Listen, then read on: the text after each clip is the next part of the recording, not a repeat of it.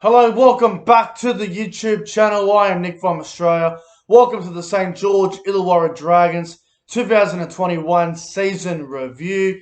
A disappointing year for the Dragons, but they did better than what they were expected to do. At the start of the 2021 NRL season, the Dragons were favourites for the Wooden Spoon. Along with the West Tigers, everyone thought the Dragons were going to go really bad. They ended up surprising a lot of people. They finished the season with 11th place on the ladder, so they definitely defied the odds and had a pretty decent year, but still missed out on finals football. But before I get into the Dragons 2021 season review, make sure you guys go ahead and like this video, comment your thoughts on the Dragons season in the comment section below, and most importantly, guys, hit the subscribe button as well. And if you want to donate to the channel, feel free to do so via PayPal. But let's get into the 2021 season of the St. George Illawarra Dragons. Like I said, they finished the season in 11th position on the competition ladder. 8 wins and 16 losses. 18 competition points. They missed the finals by 2 games. Now, like I said at the start of the year, in the preseason, everyone was doing their predictions and all that situation there. The odds were out, and the Dragons, along with the West Tigers, they were the favourites for the Wooden Spoon. The Dragons were tipped to be bottom 4 bound. It did not happen. They surprised everybody. They had a fair crack at the top 8. Obviously, the barbecue situation was their downfall, which I'll get to in a little bit. But overall, they did pretty well for themselves. Everyone thought they were going to come last or come second last, and they did better than that, so fair play to them. But I think Anthony Griffin will be a little bit disappointed that the Dragons did not play finals football. I guess, if you don't play finals football, your season is a bit of a failure. I think if you ask any coach that, if they don't play finals football, they consider it as a failure. But I guess from the fans' point of view and from, the media and all the experts, I guess they would give the Dragons season a pass mark. I think it's a pass mark for them, considering what they had to do this year was just play some better footy, and they did that, but unfortunately they did not make the finals. But let's get into the season. So, going back to round 1, the first game of the year was against their big rivals, the Sharks. They went down in that game, 32 points to 18. From memory, I think the Sharks scored about 5 tries in that game off kicks, so not the best start for the season for the Dragons. And then in round 2, a very good win. That they went up to Townsville. They beat my team, the Cowboys, 25 points to 18, and what was a very good win for the Dragons. Then they backed it up against the Seagulls, winning at Wollongong there, 38-12. Very dominant performance there. Round 4, they proved that they can be consistent. They beat the Newcastle Knights in Newcastle, 22 points to 13. A bit of an unusual score there, but a very good result there. Dragons winning 3 wins in a row. Then they beat the Eels, 26 points to 12. 4 wins in a row for the Dragons. They've started the year well. Great start good start for the Dragons to start 2021. I think that game against Parramatta was one of their best wins of the season. Then they fell down to the Warriors, 20 points to 14 at Cogra. They lost to the Roosters on Anzac Day, 34 points to 10. They had a shock loss there to the Tigers, 16-8. So after winning 4 games in a row, they had now lost their next 3. And then in round 9, the Dragons, they beat the Bulldogs, 32 points to 12. Magic round, they were beaten by Melbourne, 44 points to 18.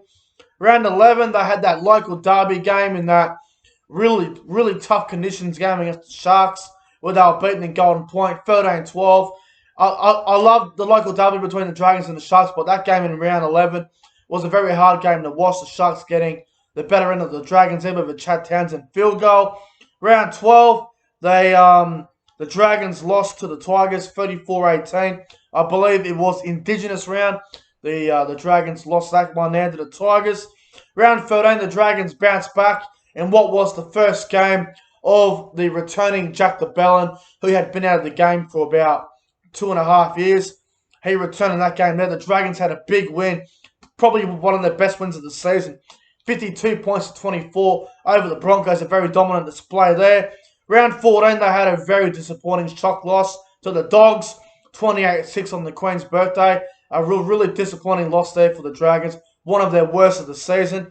Round 15, the Dragons made a comeback against the Raiders. They were down 20 points to 8. They came back to win 22 points to 20. A very gutsy win there for the Dragons. And then round 16, probably their best win of the season. The Warriors led the Dragons 18 points to 6 with about 8 minutes to go. The Dragons came back. They get it to 18 all. Cody Ramsey scores literally on the bell. It goes to Golden Point, and Corey Norman kicks the field goal. The Dragons win 19-18, and then after that they had the barbecue situation, and then they had the bye. Things went downhill from there. They lost to Manly in round 18, 32 points to 18. They lost to the Titans, 32 to 10. They got smashed by the Bunnies, 50 to 14. Lost to Canberra, 20 to 12. Lost to Penrith, 34 to 16. They were beaten by the Roosters after being down 16-0. They got back in front in that game, and then they got beat 40 to 22. Lost to the Cowboys in a game where they were in that game. They probably should have beat the Cowboys in that game, but they blew it. They had a 10-point lead at halftime, and they lost 38 to 26 up there at Rockhampton. And in the final round, they were beaten by the Rabbitohs, 20 points to 16. Obviously, that first half of the season was obviously better than the second half of the season, but obviously the barbecue part ruined them. Put it this way, if the Dragons snagged 2 wins after round 18, they would have made the finals. So if the barbecue didn't happen, you'd have to think that they probably would have made the finals. So really disappointing back end of the year for the Red V. Some of their best wins and best losses, we'll go through it. So some of their best and worst losses, I'll start with some of their best wins. I think one of them was the one in round 5 against the Eels, winning that game 26 points to 12. That was a very good performance against the Eels there. A very important win as well to prove, at the time, to prove the Dragons' credibility to the competition, that they weren't a shit team and they were surprising everyone. So that was a very important win for them.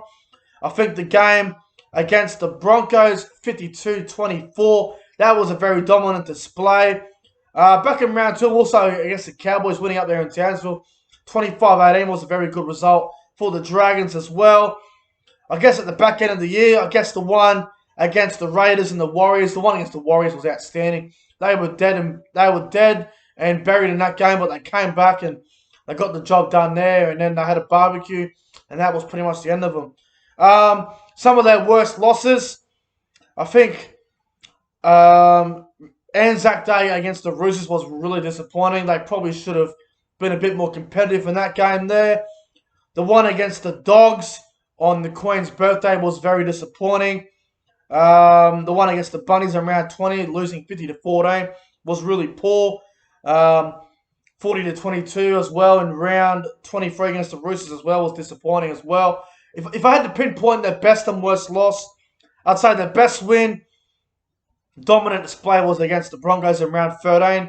I reckon their best win was probably the one against Canberra in round 15. The worst loss, well, I'm going to say the one in round 14 against the Dogs, the Queen's birthday. That was really disappointing, losing that game there, 28 points to 6. Some of their players that stood out for me that were very good, having a look at their squad, some of their players that were good and bad. I thought Matt Duffy had some good moments, but didn't play a whole lot because he signed with the Bulldogs. So Duffy had a very up and down season. Mikaele Ravalawa was very good when he was there. Obviously, got suspended a few times with a so-called shoulder charge. It was ridiculous, but Ravalawa was good when he played. I thought Cody Ramsey had a pretty disappointing year for the Dragons. Zach Lomax was really good for him when he was fit. Jack Bird, I thought Jack Bird was outstanding for the Dragons. I thought he had a very good year. Gerard Bill played a few games in the centres and on the wing. He played quite well. Matthew Feagai and Max Feagai were very good, I thought, when they played. The young fullback, Tyrell Sloan, did some great stuff there for the Dragons when he played a few games there. Corey Norman, once again, a failure of a season. Just just goes to show that he's not nothing but a drop kick. And I bet the Dragons are very happy that he's not going to be there next year. I thought Adam Clune played well when he was playing. I thought the young Amon did some really good stuff. And I thought Ben Hunt, the halfback and the captain, I thought Ben Hunt had a great season, probably his most controlled season. And I thought he really stood up this year, Ben Hunt. Thought he had a great season. Some of their forwards, I thought Blake Laurie was very good for the Dragons in the middle. I thought Josh Maguire was a bit of a waste of money. Posa for Samalawi. I thought he had some good stuff about him. Thought he was quite good. Josh Kerr was decent. Jackson Ford wasn't too bad as well. Daniel Alvaro, again, reminds me of Mr. Incredible. I thought he was very up and down. I thought he had a good start to the year, but had a pretty disappointing back end of the year. I thought Tyrell Fuimano was good, but got suspended a fair bit as well, which was disappointing. I thought Tarek Sims was very good. He was inconsistent, like Tarek Sims, but when he was on, he was very good for him. His leadership led by example. Jack DeBellin, he was out of the game for 2.5 years. Yeah, it took him about 2 or 3 weeks to get going, but Jack DeBellin was great. It was like he never left. Jack DeBellin. He had a fantastic season for the Dragons.